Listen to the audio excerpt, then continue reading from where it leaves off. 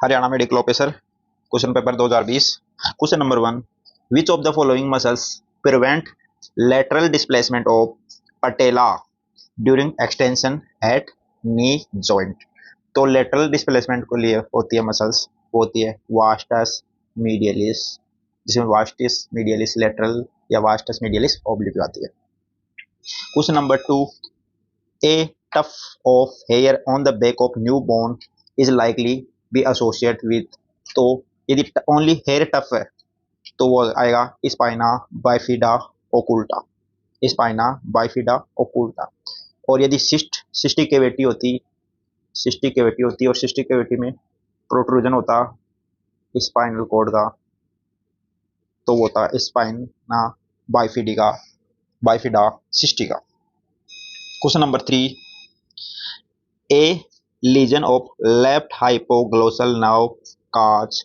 तो hypoglossal nerve होती है, वो होती है 12th नर्व, जो कि ये टंग है, तो टंग को राइट साइड में सप्लाई करती है राइट हाइपोग्लोसल नर्व, जिनका एक्शन होता है मीडियल की ओर, लेफ्ट साइड में लेफ्ट हाइपोग्लोसल नर्व, और टंग के प्रोट्रूजन के दौरान दोनों मूवमेंट करवा के इसका फॉरवर्ड मूवमेंट करवाती है। अब अगर लेफ्ट हाइपोग्लोसल नर्व इंजरी हो जाएगी, ये लेफ्ट वाली इंजरी हो गई, तो अनअपोज राइट वाला एक्शन आएगा, अनअपोज राइट हाइपोग्लोसल नर्व का एक्शन होगा, उसके कारण टंग प्रोट्रूजन हो जाएगी लेफ्ट साइड में, या जिस साइड में affected hypoglossal nerve injury side में ही टंग डेविएट हो जाएगी। तो deviation of tongue to the left on protrusion. Question number 4 violate inversion of foot will lead to avulsion of the tendon of which of the following muscles attached to the tuberosity of fifth metatarsal। तो fifth metatarsal पे attach होता है, वो होता है peroneus longus और peroneus brevis दोनों होता है। पर violate inversion of foot will lead to avulsion of tendon, तो उसका आंसर आएगा पेरोनियस ब्रेविस, इसका एवल्जन होने का चांस ज्यादा होता है। Question number 5 sickle cell anemia result because of the defect in which of the following chain। तो very easy question, beta chain में भी सिक्स्थ पोजीशन पे, सिक्स्थ कोडोन पे जो ग्लूटामिक एसिड है, ग्लूटामिक एसिड की जगह आ जाता है वेलिन। तो very simple question. Question number 6 para haemophilia is due to the deficiency of. तो पैरा हीमोफीलिया होता है, वो डेफिशिएंसी होता है फैक्टर 5 डेफिशिएंसी। पैरा हीमोफीलिया इसलिए बोला क्योंकि जो ये डिजीज होता है वो माइल्ड ब्लीडिंग डिसऑर्डर होता है या रेयर ब्लीडिंग डिसऑर्डर है, जबकि फैक्टर 9 की डेफिशिएंसी से होता है वो हीमोफीलिया बी होता है, और फैक्टर 8 की डेफिशिएंसी से होता है वो फैक्टर 8 की डेफिशिएंसी से होता है हीमोफीलिया ए, और पैरा हीमोफीलिया होता है फैक्टर 5 की डेफिशिएंसी से।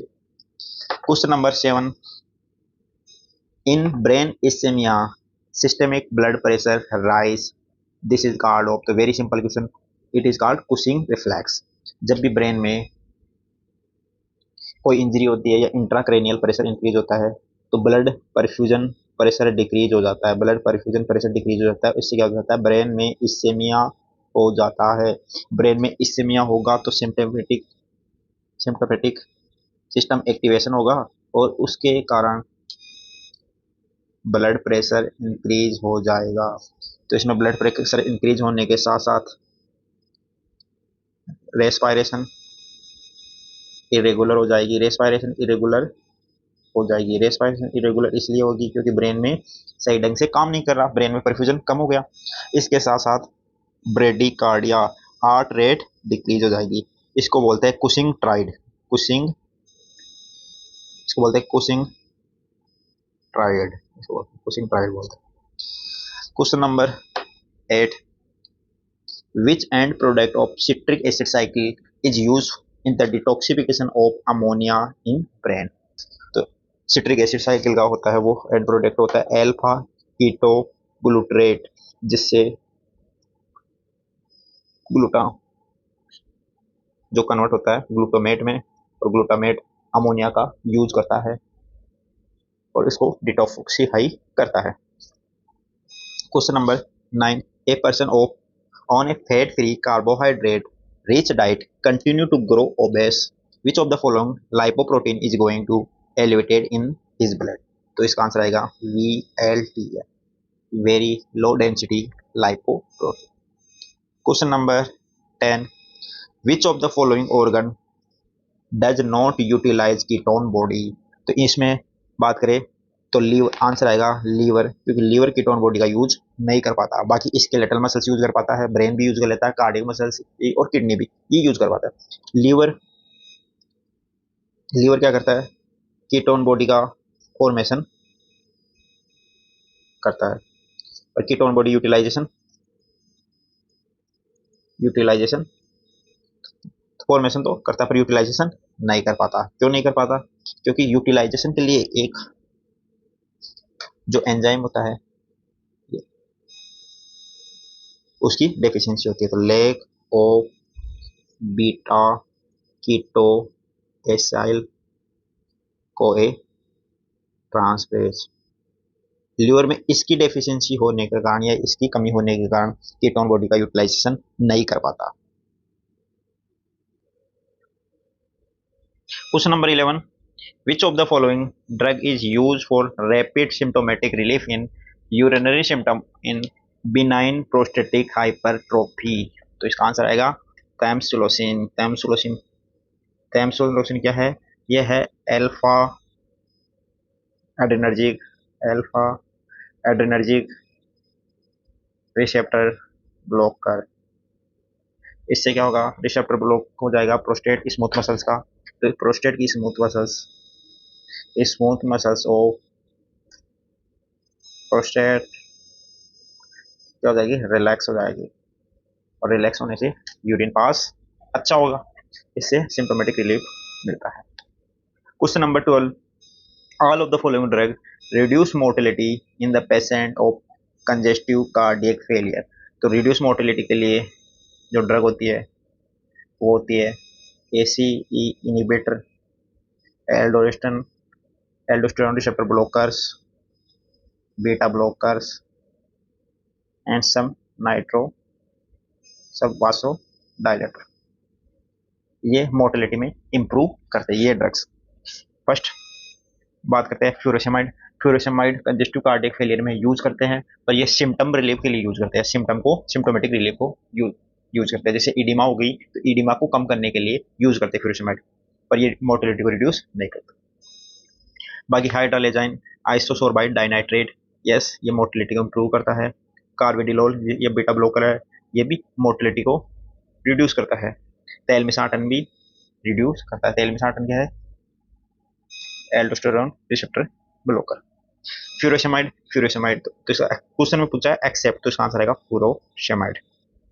Question number 13, which of the following tumour occur due to radiation exposure. तो इसका तो शॉर्ट एंड सटीक आंसर आएगा papillary carcinoma of thyroid gland. Question number 14, an adult patient has present to be OPD with symptom of presumptive of pulmonary TB. According to the RNTCP, the first diagnostic step to be taken. आपके पास patient आया, लग रहा है कि TB हो सकता है, तो सबसे पहले डायग्नोस्टिक इन्वेस्टिगेशन अपन करेंगे। एक तो smear of AFB stain and chest x-ray, एक तो चेस्ट एक्सरे और AFB स्पुटम का बनाएंगे smear. Question number 15, as per CDC criteria, which of the following is not a notifiable disease? सबसे पहले बात करते हैं नोटिफाइबल डिजीज किसको बोलते हैं। नोटिफाइबल डिजीज ऐसे डिजीज होते हैं जब भी ये डिजीज कोई भी डिजीज डायग्नोसिस होता है तो उसको तुरंत आगे रिपोर्ट करना जरूरी है। कोई भी हेल्थ प्रोवाइडर को तुरंत आगे रिपोर्ट करना जरूरी है। आगे कहाँ पे? या तो स्टेट पे या लोकल पब्लिक ऑफिस में रिपोर्ट करना जरूरी है। Notifiable disease is a disease that when diagnosed, जैसे डायग्नोस होगा हेल्थ प्रोवाइडर, जो भी हेल्थ प्रोवाइडर होता है, provider require require health provider to inform, इसको इन्फॉर्म करें लोकल या स्टेट पब्लिक हेल्थ ऑफिशियल्स, उनको तुरंत रिपोर्ट करना जरूरी है, वो होते हैं नोटिफाइबल डिजीज। तो इसमें कोलेरा भी आता है, कोलेरा का भी तुरंत रिपोर्ट करना जरूरी है। येलो फीवर का केस है तो उसका भी रिपोर्ट करना जरूरी होता है, टिटनेस भी होता है। तो इसका आंसर आएगा नहीं है, तो ये कौन सा नहीं है, streptococcal toxic shock syndrome. Question number 16, first dose of post exposure prophylaxis और HIV should be taken not later than, तो 72 आवर के बाद में नहीं लेना चाहिए। Question number 17, for doing gastric lavage the length of stomach tube that is introduce, तो stomach tube कितना इंट्रोड्यूस करेंगे, स्टोमक का लावाज कर रहा है, गैस्ट्रिक लावाज कर रहा है, तो इसका इंट्रोड्यूस करेंगे 50 सेंटीमीटर, 40 सेंटीमीटर पे। क्वेश्चन नंबर 18, पल्ट of haemorrhage are seen in, तो सबसे पहले बात करते हैं पल्ट ऑफ हेमरेज क्या होता है। ये होता है large sub pleural haemorrhage due to rupture of intra alveolar partition beneath pleura, pleura के नीचे जो इंट्रा एल्वेलर पार्टीशन है उसके रप्चर के कारण लार्ज सा प्लूरल हेमरेज हो जाता है, हेमेटोमा हो जाता है, उसको बोलते हैं प्लेट ऑफ हेमरेज। तो ये किस में दिखाएगा, वो दिखेगा लंग में। Question number 19, after coitus motile sperm can be detected in vaginal aspirate for a period of, तो इसका आंसर आएगा 6 to 12 आवर, 6 to 12 आवर तक डिटेक्टेड होता है। Question number 20, extra dural haemorrhage is commonly cause by the damage of, तो इसका तो सटीक आंसर आएगा middle meningeal artery, middle meningeal artery के कारण एक्स्ट्रा ड्यूरल हेमरेज होता है। Question number 21, roving ring scotoma is seen, तो रोविंग रिंग स्कोटोमा होता है जिसमें सेंट्रल विजन तो प्रेजेंट होती है परंतु पेरिफेरल विजन में एब्सेंट होती है, इसको बोलते हैं roving ring shape scotoma, central vision present और ये पेरिफेरली विजन एब्सेंट। तो ये किस में दिखता है, ये दिखता है एफेकी ग्लास, एफेकी ग्लास। एफेकी ग्लास क्या होता है, जो भी एफेकिया वाले पेशेंट होते हैं, एफेकिया मतलब जिसमें एब्सेंस ऑफ क्रिस्टलिन लेंस, जिस पेशेंट में लेंस एब्सेंट होता है उसको बोलते हैं एफेकिया। और एफेकिया के लिए ट्रीटमेंट के लिए एफेकिक लेंस आते हैं, एफेकिक ग्लासेज आते हैं अच्छी पावर के, तो मोर पावर के ग्लासेज आते हैं। तो ये क्या करते हैं, इन ग्लासेज में क्या होता है, इन ग्लासेज में जैसे ये अपना हो गया आइज, ये कॉर्निया और इसमें ये हो गया, तो इसमें नॉर्मल लेंस तो एब्सेंट होगा, तो इसके लिए अपन ग्लासेज इस्तेमाल करेंगे, ग्लासेज यूज करेंगे फॉर विजन, तो ये ग्लासेज हो गया। अब जो सेंट्रल रेज आएगी, जो सेंट्रल रेज आएगी वो तो सीधी चली जाएगी, कोई डेविएशन नहीं होगा, जो इसके पास वाली आएगी उसमें हल्का डेविएशन होगा।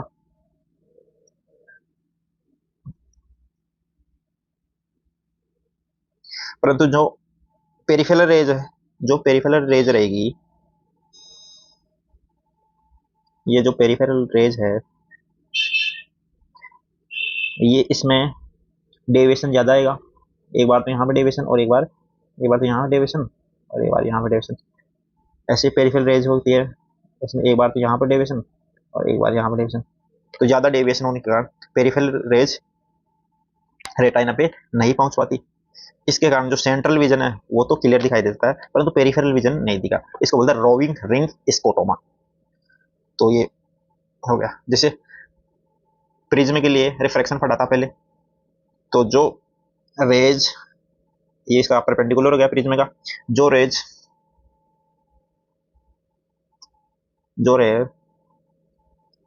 आती है लाइट मीडियम से डेंस मीडियम में, तो इस परपेंडिकुलर की ओर थोड़ा सा सीधी नहीं जाके परपेंडिकुलर की ओर थोड़ा सा झुक जाती है, और यहाँ पे भी वही परपेंडिकुलर होगा, और अब डेंस मीडियम से लाइट मीडियम में आएगी तो परपेंडिकुलर से दूर हट जाएगी थोड़ा, तो इस प्रकार रेज का रिफ्लेक्शन होता है। तो यहाँ पे भी यही हो रहा है, जो दूर से आ रही है वहां पे रिफ्लेक्शन ज्यादा हो रहा है, और जो सेंट्रल वाली होती है उसमें रिफ्लेक्शन कम है, इसलिए। Question number 22, aqueous humor is secreted by, तो aqueous humor secreted by ciliary body epithelium।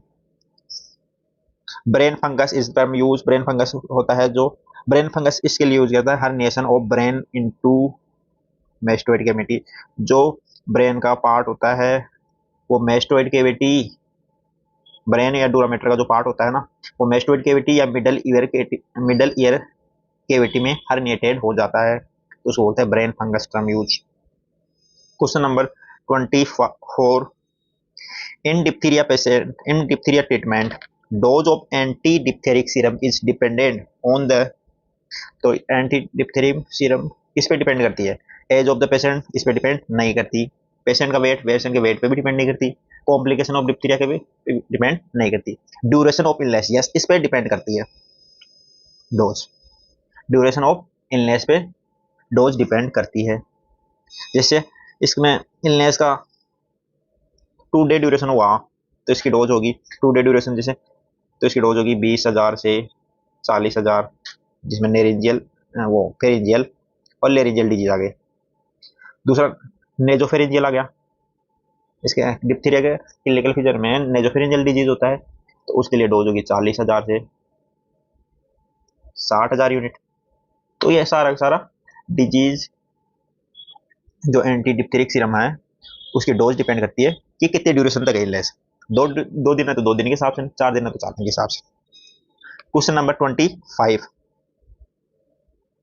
Adenoid faces does not include, सबसे पहले बात करते हैं एडिनोइड फेसिस क्या होता है। एडिनोइड फेसिस होता है, एडिनोइड फेसिस होता है जिसमें ओपन माउथ रहता है, ओपन माउथ रहता है, नोज होता है वो बिल्कुल नैरो होता है,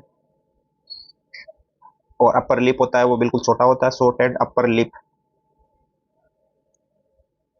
इसके अलावा प्लेट होती है वो नैरो होती है, 8 plates of plate, high arch होती है,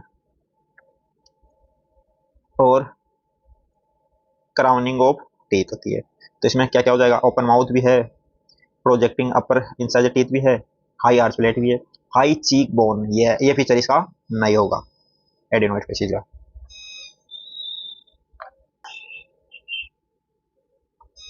under the home base newborn care number of visit made by ASHA in home delivery up to 42 days. तो होम बेस न्यूबॉर्न केयर में 7 विजिट होती है। 7 विजिट कब कब होगी, एक तो पहले दिन होगी, फिर तीसरे दिन, फिर 7वें दिन, फिर 14, फिर 21, फिर 28 और 42। तो ये 7 विजिट होगी, 1 2 3 4 5 6 और 7। तो ये तो हो गया होम बेस न्यूबॉर्न केयर। कब, जब होम डिलीवरी हो। अगर डिलीवरी इंस्टीट्यूशन में हो, कोई भी हॉस्पिटल में हो, इंस्टीट्यूशनल हो या हॉस्पिटल डिलीवरी हो, तो उसमें पहली डिलीवरी मतलब पहली विजिट नहीं होती, बाकी ये 6 विजिट होती है। तो इंस्टीट्यूशनल डिलीवरी में कितनी विजिट होती है, 6 विजिट होती है, और होम बेस वाली होम डिलीवरी में 7 विजिट होती है आशा की। Question number 27, in India anti malarial month is observe every year in the month. तो ये एंटी मलेरियल मंथ होता है जून वाला मंथ। जून वाला मंथ क्यों चूज किया, कि जून वाला मंथ होता है प्री मानसून सीजन, मतलब मानसून आने से पहले का सीजन, मतलब मलेरिया का पीक आने से पहले का season, malaria peak prior, malaria आने से पहले तैयारियां की जाती है, मलेरिया को कैसे रोकथाम करना है, कैसे इंफ्रास्ट्रक्चर को मजबूत करना है एंटी मलेरियल। तो एंटी मलेरियल मंथ आता है जून। Question number 28, daily requirement of iodine in adult. तो आयोडीन की डेली रिक्वायरमेंट होती है एडल्ट में 150 माइक्रोग्राम, बच्चों में 150 से कम होगा, जो प्रेगनेंसी होगी या लैक्टेटिंग मदर होगी उसमें 250 तक होगा, 250 माइक्रोग्राम आयोडीन की रिक्वायरमेंट होगी। Question number 29, arrange of the following in the descending order of their carbohydrate content. Carbohydrate content सबसे ज्यादा होता है यहाँ पे शुगर, हाँ सबसे बात ऑब्वियसली शुगर में सबसे ज्यादा, क्योंकि ये तो पूरा कार्बोहाइड्रेट ही है। जैगरी, हाँ जैगरी में सेकंड, जैगरी पोटैटो राइस में कौन सा किस्म आएगा, जैगरी, जैगरी मतलब गुड़, गुड़, तो गुड़ में भी शुगर ही होता है। अब पोटेटो और राइस, पोटेटो और राइस में पहले पोटेटो आएगा, पोटेटो में ज्यादा होती है कार्बोहाइड्रेट, और फिर राइस आएगा। तो 1 2 3 4 answer is A. Question number 30, which of the following disease is transmitted by pubic lice, lice के द्वारा कौन सा ट्रांसमिटेड हो रहा है? तो pubic lice first epidemic typhus, epidemic typhus transmitted होता है किसके थ्रू? एपिडेमिक टाइपस होता है वो होता है रिकेट्सी प्रोवा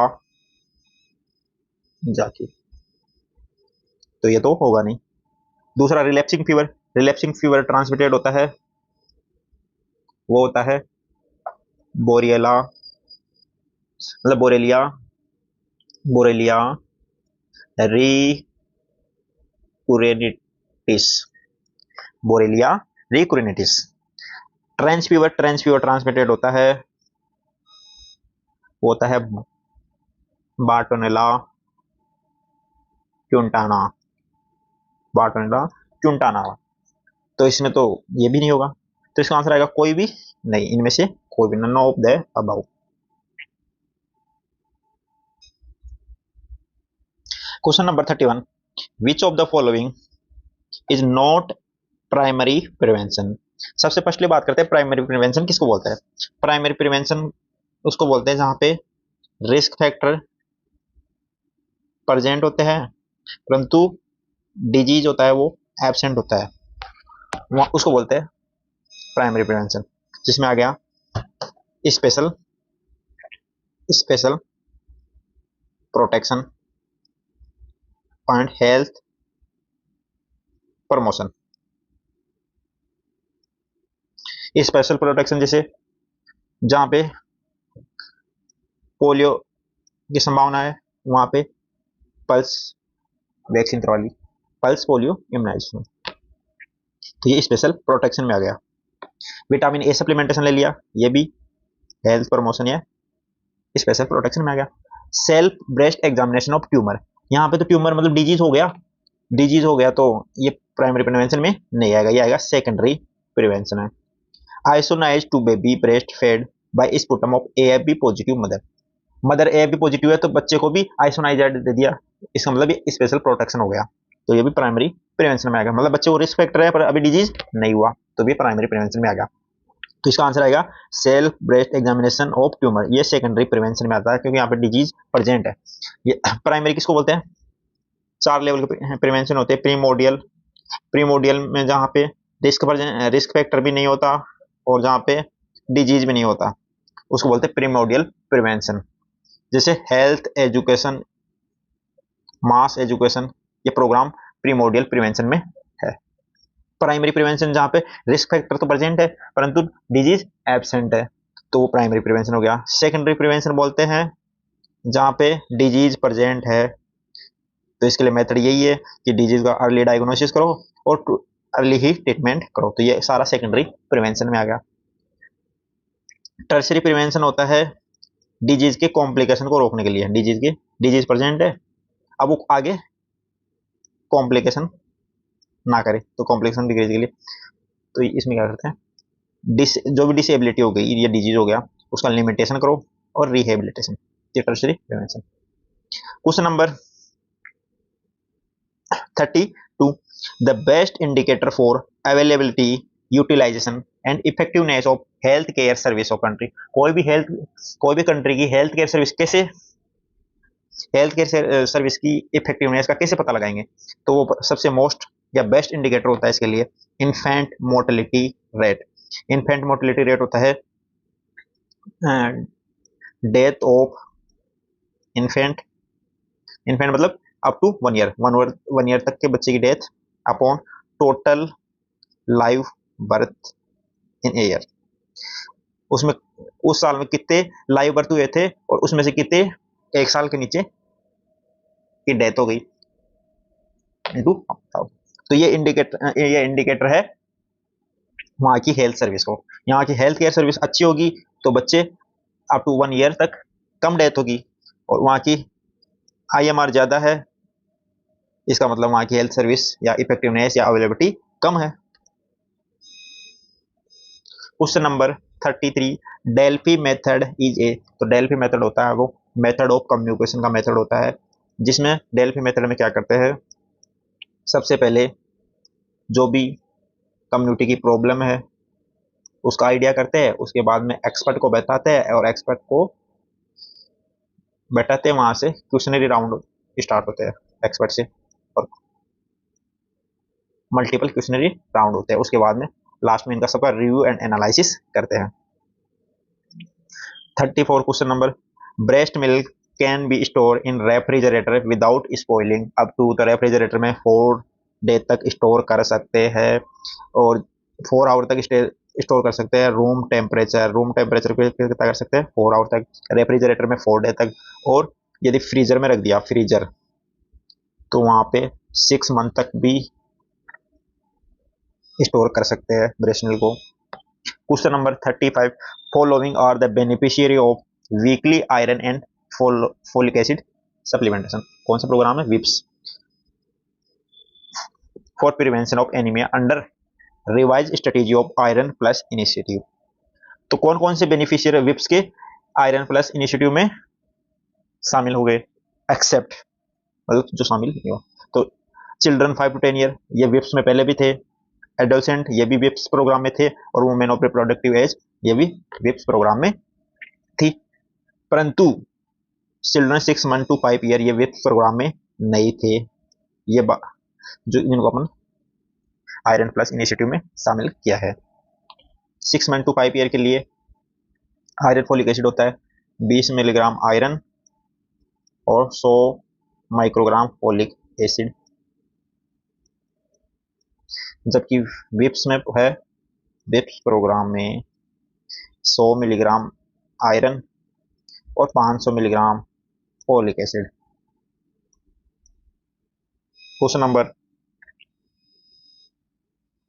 36, निक्से is a code based web IT system is used for the surveillance of, तो निक्से तो हमेशा टीबी के लिए यूज होता है। Question number 37, the programme strategy under national viral hepatitis control programme include the following except immunisation against hepatitis C, hepatitis A, तो hepatitis ए के प्रति इम्यूनाइजेशन करते हैं कम्युनिटी में, तो नहीं करते। इम्यूनाइजेशन अगेंस्ट हेपेटाइटिस बी का वैक्सीन लगाते हैं, यस। डायग्नोसिस और treatment of hepatitis B, yes, ये भी। Diagnosis and treatment of hepatitis C का भी डायग्नोसिस ट्रीटमेंट करते हैं, तो इसमें एक्सेप्ट पूछा तो इसका आंसर क्या आएगा, immunization against hepatitis A. Question number 38, following disease are include under national vector borne disease control program except, तो national vector borne disease control program में 6 डिजीज को कवर करता है, जिसमें आ गया डेंगू, मलेरिया और चिकनगुनिया,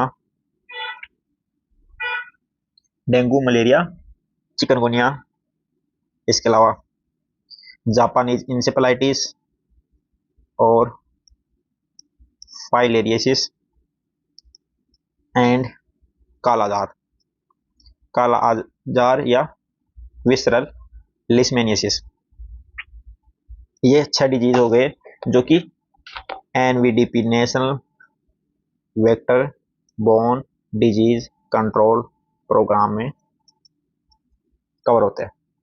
तो फाइलेरियसिस कवर होता है, लिस्मेनियसिस कवर होता है, डेंगू फीवर भी कवर होता है, इसमें कवर कौन सा नहीं हो रहा, येलो फीवर इसमें कवर नहीं हो रहा, एक्सेप्ट चाहे तो answer.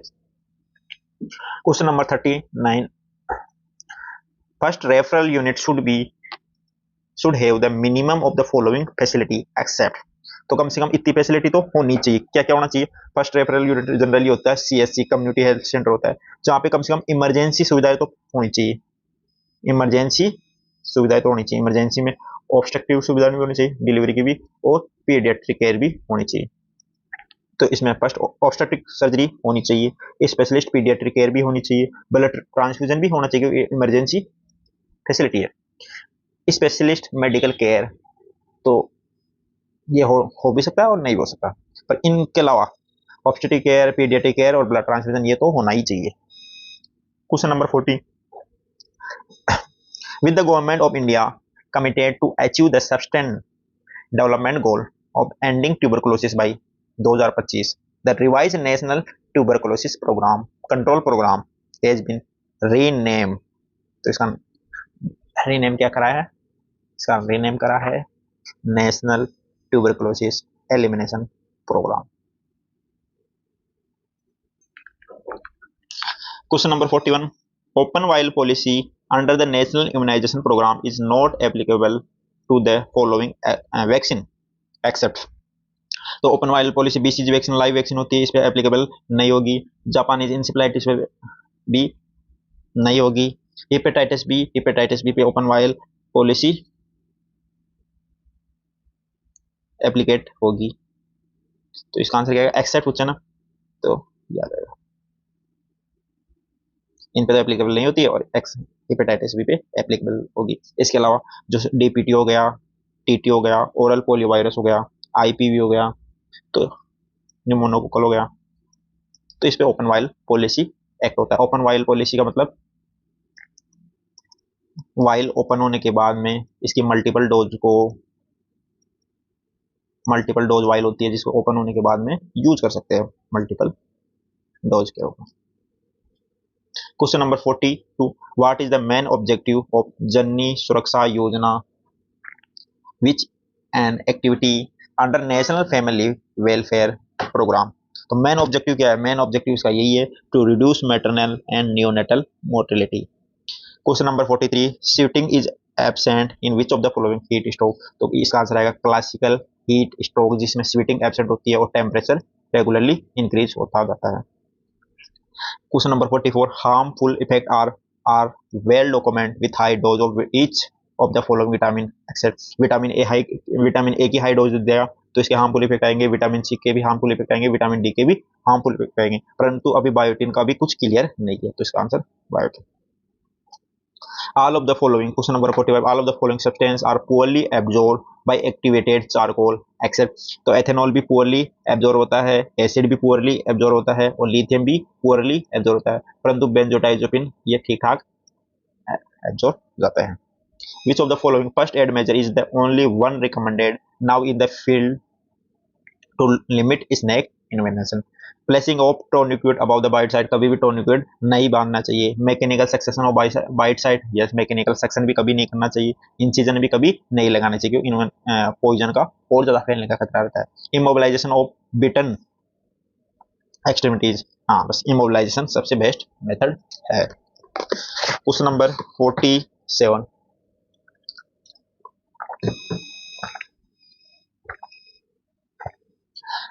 associate the type of crisis in sickle cell anemia with clinical agonist।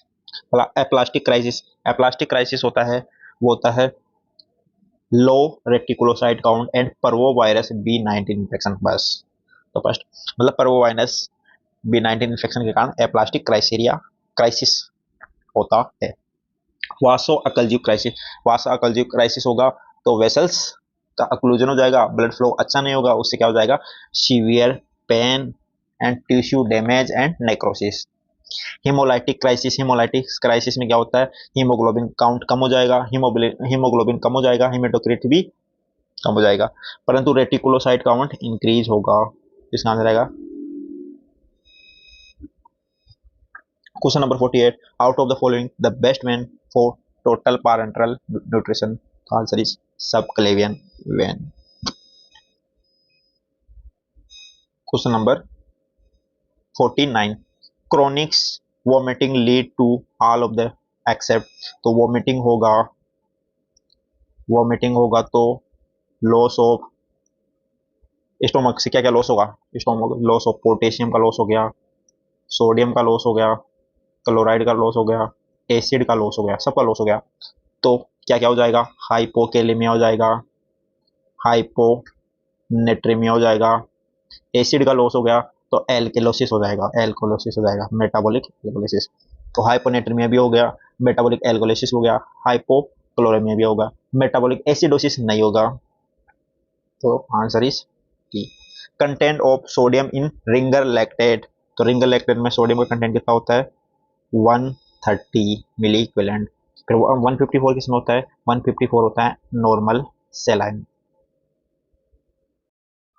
Question number 51, in which of the following infection the rash spread from the hair line downward. तो ये specific feature होता है measles का, तो इसका answer आएगा measles. Measles में क्या होता है, जो रेशेज होते हैं begin usually begin from face, face से स्टार्ट होते हैं, फेस से भी कहां से, हेयर लाइन से, and spread downward, downward spread होते हैं फिर neck, trunk, arm, leg and feet, ऐसे डाउनवर्ड स्प्रेड होता है। क्वेश्चन नंबर 52,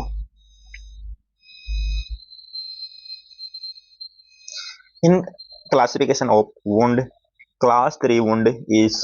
तो first clean wound, clean wound होती है वो होती है class first wound, clean contaminate होती है क्लास सेकंड, डर्टी वुंड होती है क्लास 4 और कंटामिनेट वुंड होती है क्लास 3। तो आंसर इज क्लास 3 पूछा तो आंसर इज कंटामिनेटेड।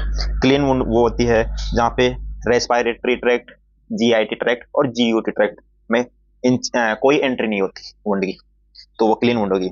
यदि जीआईटी, जीयूटी और रेस्पिरेटरी ट्रैक्ट में वुंड की एंट्री हो गई तो वो क्लीन कंटामिनेटेड होगा, जिसमें मिनिमल इन्फ्लेमेशन या मिनिमल इन्फ्लेमेशन होगा या इन्फेक्शन होगा। कंटामिनेट में जिसमें थोड़ा बहुत इन्फेक्शन हो, रेस्पिरेटरी ट्रैक्ट, जीआईटी ट्रैक्ट और जीयूटी ट्रैक्ट में एंट्री तो उसके साथ थोड़ा तो इन्फेक्शन हो। और डर्टी वुंड होता है जो बिल्कुल ही फर्स्ट रिलीज हो रही हो, जैसे एक्यूट कोले सिस्टेक्टोमी के साथ कोलेसिस्टाइटिस हो गया, तो ये डर्टी वुंड में आ गया। Question number 53, which of the following is the most common cause of radiolucent urinary calculus। तो पहली बार तो बात करते हैं रेडियोलुसेंट यूरिनरी कैलकुलस कौन कौन से होते हैं। तो इसका एक सिंपल सी ट्रिक है G2, G2 जो कि रेडियोलुसेंट वो होते हैं जो कि एक्सरे में नहीं दिखते, तो उसको बोलता है रेडियोलुसेंट। जो एक्सरे में दिखेंगे उसको रेडियो ओपेक बोलेंगे। तो G2 मतलब जेंथिन, आई का मतलब इंडा नाविर, तो इंडा नाविर का भी एक्सरे में नहीं दिखेगा। तो ये मतलब ट्राई मेट्रेन, ट्राईमेट्रेन का मतलब स्टोन भी एक्सरे में नहीं दिखेगा। और यूरिक एसिड ये भी एक्सरे में नहीं दिखेगा। तो ये एक्सरे में नहीं दिखते इसलिए आप उनको बोलते हैं रेडियोलुसेंट। तो यूरिक, इसमें आंसर क्या आएगा, रेडियोलुसेंट पूछा तो आंसर इज यूरिक एसिड। जो ये बाकी के हैं कैल्शियम ऑक्जेलेट हो गया, सिस्टीन हो गया और फोस्फेट स्टोन हो गया, ये सारे हैं radio opaque. Radio opaque mean ये एक्सरे में सीन होंगे, एक्सरे में सीन होंगे। Next question number 54, most common indication of circumcision is. तो मोस्ट कॉमन इंडिकेशन क्या होता है, फाइमोसिस, रिकरेंट यूटीआई या रिकरेंट बेलेनोपोस्टेटिस या रिक्वेस्ट ऑफ कल्चरल रीजन। तो answer is request for cultural reason is most common indication of circumcision.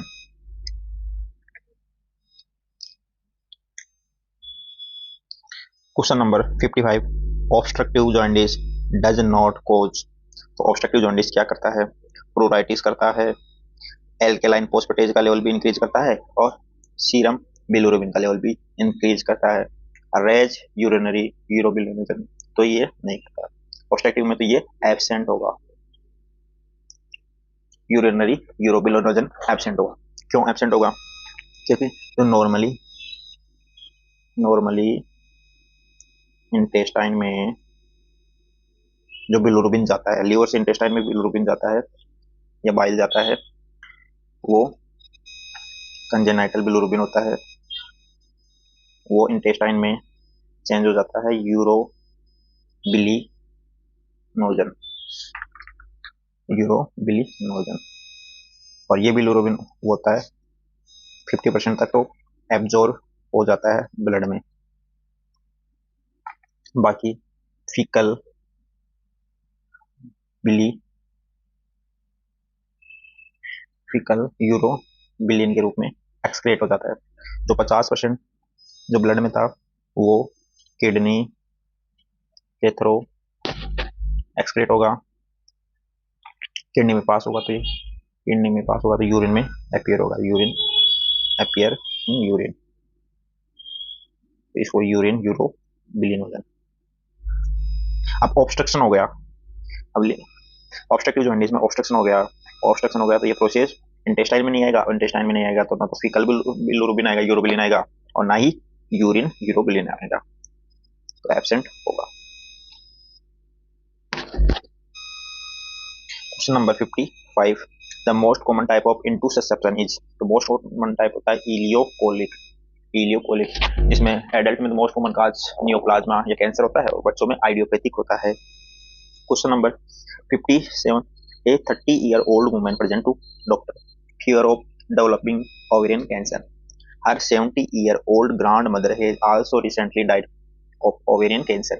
She is counseled about the risk factor and prevention for ovarian cancer. Which of the following can decrease in a woman risk of ovarian cancer?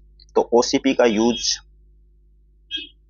ये ovarian cancer को risk को decrease कर सकता है और endometrial cancer के risk को decrease कर सकता है। Question number 58, life threatening malformation that can be corrected in utero are all, तो corrected in utero mean baby का बोर्न होने से पहले ही करेक्ट करना, तो अनबोर्न बेबी के लिए या अनबोर्न फीटस के लिए यूट्रस में ही करेक्ट करना, इसको बोलते हैं करेक्टेड इन यूट्रो। तो जैसे कंजेनाइटल डायफ्रामेटिक इसका इन यूट्रो करेक्टेड कर सकते हैं, congenital cystic adenomatoid malformation with hydrops इसका भी करते हैं, और सेक्रोकोकिजियल टेरेटोमा विथ हाइड्रोप्स इसका भी कर सकते हैं। इसके अलावा एमनोटिक बैंड सिंड्रोम हो गया, ट्यून टू ट्यून ट्रांसफ्यूजन हो गया ब्लड का, तो इनमें करेक्टेड करना जरूरी है। कंजॉइंट ट्विंस में ये लाइफ थ्रेटनिंग मालफॉर्मेशन नहीं है जो इन विट्रो करेक्टेड करे अपन। कंजॉइंट ट्विंस होता है जो जिसमें दो फिटस फिजिकली कनेक्टेड हो, दो physically connected baby, physical connected baby. Most specific marker indicative of neural tube defect, तो मोस्ट स्पेसिफिक होता है वो अल्फा फीटोप्रोटीन होता है। Question number 60, daily requirement of folic acid in normal pregnant women, तो इसका आंसर आएगा 400 microgram per day. Question number 61, commonest cause of primary amenorrhoea in 16-year-old girls, तो 16-year-old गर्ल में प्राइमरी एमनोरिया का most common काज तो constitutional delay होता है। Primary amenorrhoea mean absence of menstruation, और प्राइमरी एमनोरिया कब बोलेंगे इसको, जब 16 ईयर तक कोई भी 16 ईयर तक कोई भी नो मेंस्ट्रुएशन, कोई मेंस्ट्रुएशन नहीं हुआ विथ सेकेंडरी सेक्सुअल कैरेक्टर, और यदि सेकेंडरी सेक्सुअल कैरेक्टर नहीं आ रहे तब कब बोलेंगे, जब 14 ईयर तक कोई मेंस्ट्रुएशन नहीं हुआ विदाउट सेकेंडरी सेक्सुअल कैरेक्टर, या थिलार्के के 2 ईयर पश्चात भी या 2 ईयर आफ्टर भी मेंस्ट्रुएशन एब्सेंट है तो उसको बोलेंगे प्राइमरी एमनोरिया। तो ये प्राइमरी एमनोरिया की डेफिनेशन है। Question number 62, the drug of choice for treating a girl with precocious puberty, precocious puberty के लिए ड्रग ऑफ चॉइस होता है GnRH analogue, GnRH gonadotropin releasing hormone, तो इनको अपन कंटिन्यूस मैनर में देंगे तो ग्रोथ हार्मोन इंक्रीज, तो गोनेडोट्रोपिन में LH और FSH इंक्रीज हो जाएगा, तो इनको कंटिन्यूस मैनर में देंगे तो एस्ट्रोजन को इंक्रीज कराएगा और एस्ट्रोजन इंक्रीज होगा, तो LH और FSH गोनेड्स पे एस्ट्रोजन का सिक्रेशन इंक्रीज कर देंगे, तो और ये एस्ट्रोजन पिट्यूटरी पे जाके नेगेटिव फीडबैक देगा, और नेगेटिव फीडबैक देगा तो LH और FSH का सिक्रेशन पिट्यूटरी से नहीं होगा, और नहीं होगा तो वापस एस्ट्रोजन का सीक्रेशन डिक्रीज हो जाएगा। तो प्रिकोशियस प्यूबर्टी में GnRH एनालॉग का यूज किया जाता है। GnRH एनालॉग में जैसे आ गया ल्यूप्रोलाइड, इसमें कौन कौन से आ गए, जैसे ल्यूप्रोलाइड आ गया, गोजेरोलिन हो गया, ठीक है।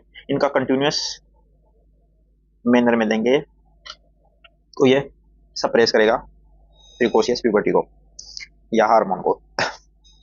Question number 63, which of the following method of laparoscopic sterilisation is associated with minimal loss of fallopian tube. तो कौन से मेथड में होता है, ये होता है फ्लीसी मेथड, फ्लीसी क्लिप।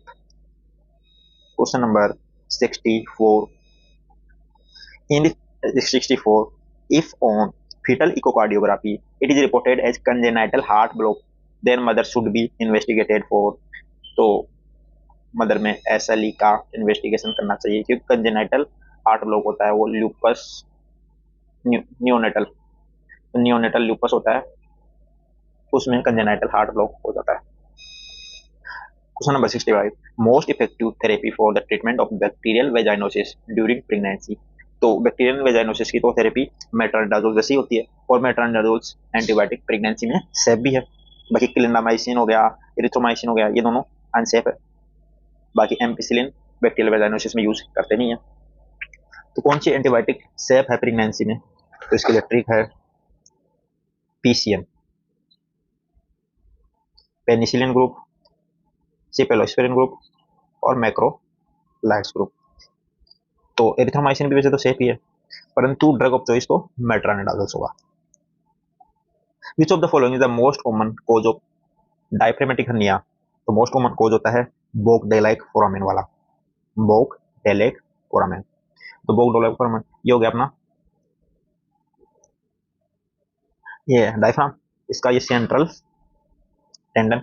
अब इसमें क्या होता है, जो बोगडेलाइक फोरामेन होता है वो पोस्टीरियर लेटरल होता है, यहाँ पे होता है पोस्टीरियर लेटरल बोगडेलाइक फोरामेन, जहाँ पे 90% ऑफ कंजेनाइटल हर्निया बोगडेलाइक फोरामेन से होती है। जबकि फोरामेन ऑफ मोरगेगनी वो होता है एंटीरियर साइड, जस्ट स्टर्नम के नीचे। यहाँ पे 10% चांस होते हैं कंजेनाइटल डायफ्रेमेटिक हर्निया का। Question number 67, which heart disease associate with Turner syndrome. तो हार्ट डिजीज होता है वो बाइकस्पिड एओर्टिक वाल होता है, जो टर्नर सिंड्रोम के साथ एसोसिएट होता है। एंडोकार्डियल क्वेश्चन डिफेक्ट वो होता है डाउन सिंड्रोम के साथ associate. Question number 68, which statement out of the following deficient action of atrial natriuretic factor. तो ANF इसका एक्शन होता है inhibit renin and aldosterone and increase glomerular filtration rate, जो डायूरेसिस करवाता है। Question number 69, all of the following can lead to hypernatraemic dehydration except diabetes insipidus में water loss होता है, तो ये भी हाइपरनेट्रिमिक होगा, मतलब सोडियम का हाइपरनेट्रिमिक मतलब sodium level, sodium concentration increase. Putting child under radiant warmer में भी डिहाइड्रेशन होगा, पर सोडियम की कमी नहीं होगी, पर इम्प्रॉपर मिक्स फॉर्मूला में भी ये होगा। अब बात करते हैं कोलेरा में होता है वो हाइपो क्लोरेमिक, मतलब क्लोराइड की भी कमी, हाइपोनेट्रिमिक सोडियम की भी कमी, डिहाइड्रेशन कैसे होता है। जैसे कोलेरा में होता है, कोलेरा टॉक्सिन की 2 यूनिट होती है, कोलेरा टॉक्सिन A यूनिट और cholera toxin B unit. B unit क्या करेगा, बाइंड करेगा इंटेस्टाइनल एपिथेलियल से, और बाइंड करके A यूनिट को एक्टिवेट कर देगा। A यूनिट क्या करेगा, CMP का लेवल इंक्रीज करवा देगा बाई एक्टिविटी ऑफ एडिनाइल साइक्लेज, और CMP इंक्रीज हो गया तो ये CFTR जीन को एक्टिवेट करके क्लोराइड का सिक्रेशन कराएगा, क्लोराइड सिक्रेशन करवाएगा किसमें, इंटेस्टाइन में। अब क्लोराइड सिक्रेशन इंटेस्टाइन में होगा तो उसके साथ साथ इफ्लेक्स ऑफ सोडियम और वाटर भी ल्यूमेन में आ जाएंगे, और ल्यूमेन में आके लॉस हो जाएगा। सोडियम का भी लॉस हो गया, क्लोराइड का भी लॉस हो गया, और वाटर का भी लॉस हो गया, तो हाइपोक्लोरेमिक, हाइपोनेट्रिमिक और dehydration. Question number 70, colostrum is rich which of the following vitamin. तो कोलोस्ट्रम होता है विटामिन A से भरपूर। Question number 71, all of the following condition will increase maintenance fluid requirement in a child except। तो fever dehydration करवाता है, तो maintenance fluid की रिक्वायरमेंट है। फोटोथेरेपी भी डिहाइड्रेशन करवाता है, और हाइपर वेंटिलेशन में भी फ्लूइड की रिक्वायरमेंट होती है। हाइपोथायरॉयडिज्म में फ्लूइड की रिक्वायरमेंट नहीं होती है। तो एक्सेप्ट पूछा है तो इसका आंसर आएगा hypothyroidism. Question number 72,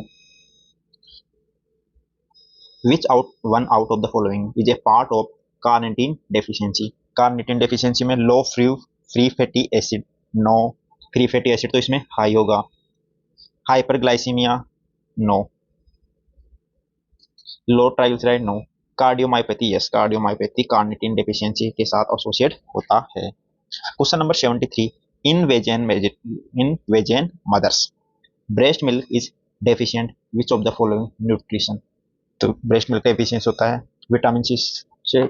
vitamin C तो होता है ब्रेस्ट मिल्क में, विटामिन ए भी अच्छी खासी मात्रा में होता है, थायमिन अच्छी खासी मात्रा में होता है, विटामिन B12 डेफिशिएंसी होता है।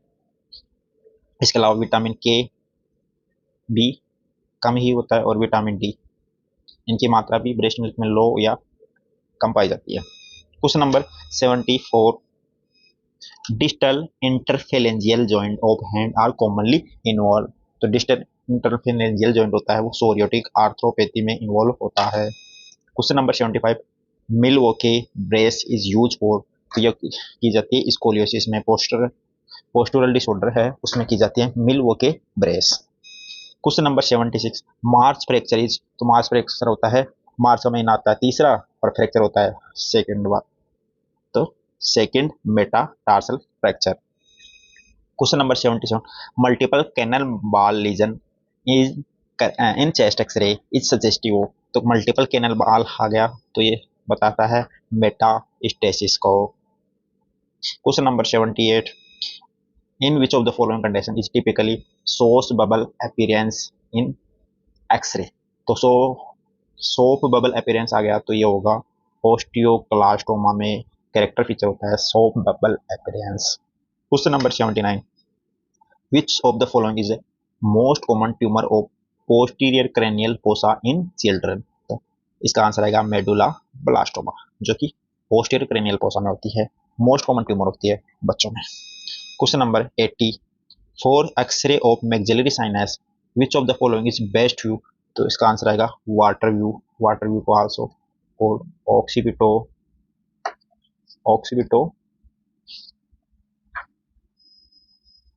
मेंटल व्यू भी बोलते हैं।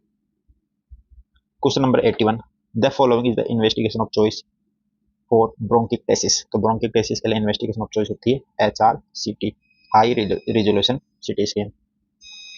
Question number 82, Kerley's B line on PAV of chest x ray is seen at which of the following zone of the lung. तो कर्ली बी लाइन होती है वो होती है हॉरिजॉन्टल लाइन होती है, कर्लीज बी लाइन होती है जो हॉरिजॉन्टल लाइन होती है लंग्स में, जो एक्सटेंड होती है प्लूरल सरफेस के लिए। ये बताती है थिकन इडिमेटस इंटरलोबुलर सेप्टा को।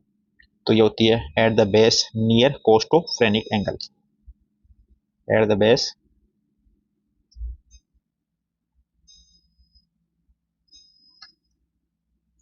Near costophrenic angle.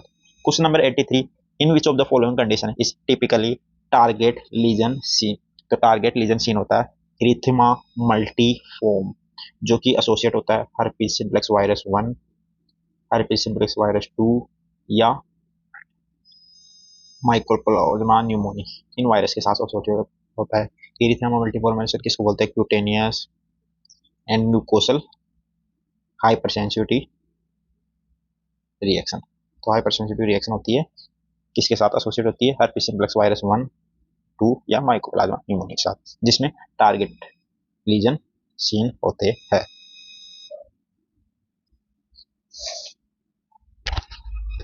Question number 84, a patient with borderline tuberculoid leprosy develop sudden onset foot drop on left side. Which of the following nerve involvement is likely to cause this deformity?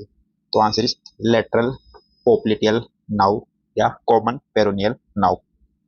Question number 85, the vaginal epithelial cells that are covered with Gardnerella vaginalis are known by the name of.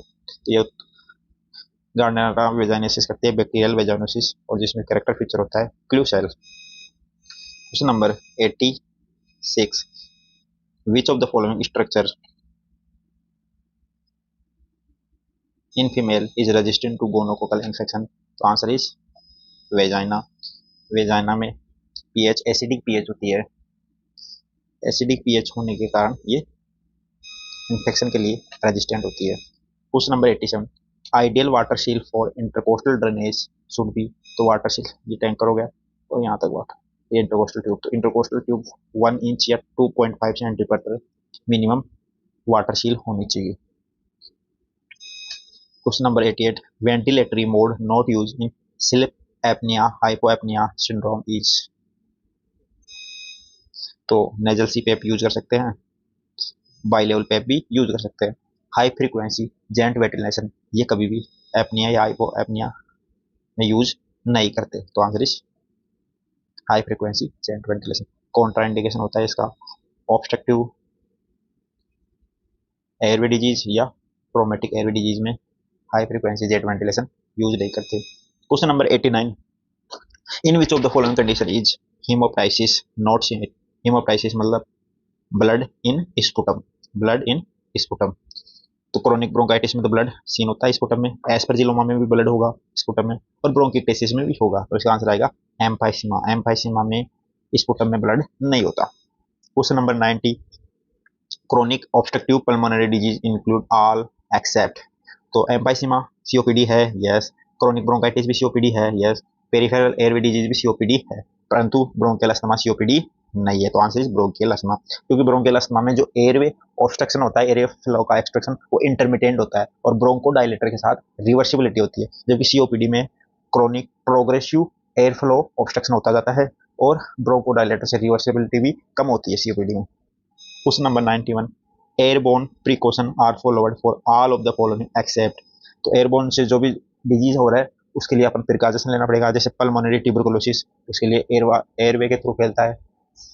Chicken pox ये भी, इसका भी virus या transmission airway के through फैल सकता है, तो इसमें भी प्रिकॉशन लेना पड़ेगा। मीजल्स भी एयरवे के थ्रू फैलती है, तो इसमें भी प्रिकॉशन लेना पड़ेगा। एमआरएस से होता है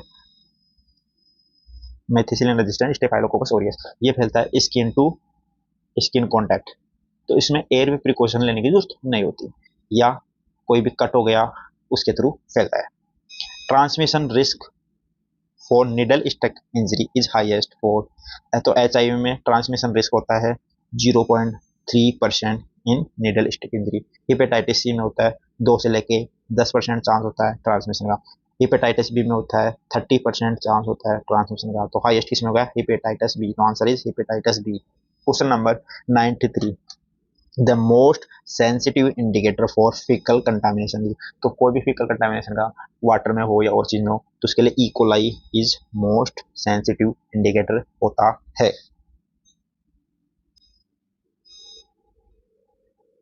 question number 94, for which of the following organism does the vaccine strain need to be change annually to adjust with seasonal variant? तो सीजन के साथ साथ चेंज होता रहता है। जापानी इंसेफेलाइटिस तो चेंज नहीं होता, रोटावायरस भी चेंज नहीं होता, रूबेला भी। इन्फ्लुएंजा है जो सीजन के अनुसार चेंज होता है, तो वैक्सीन भी चेंज करनी पड़ती है इन्फ्लुएंजा की। Question number 95, the world hand hygiene day? तो इसका आंसर आएगा 5 मई। क्वेश्चन नंबर 96, आयुष्मान भारत प्रधानमंत्री जन आरोग्य योजना वाज लॉन्च? कब लॉन्च हुई थी? 2018 में लॉन्च हुई थी। 97, who among the following is credit as father of antiseptic surgery? Antiseptic surgery का फादर है Joseph Lister. Question number 98, as per the biomedical waste management rule 2016, the colour coding for disposal of the contaminate recyclable waste? Recyclable आ गया तो red.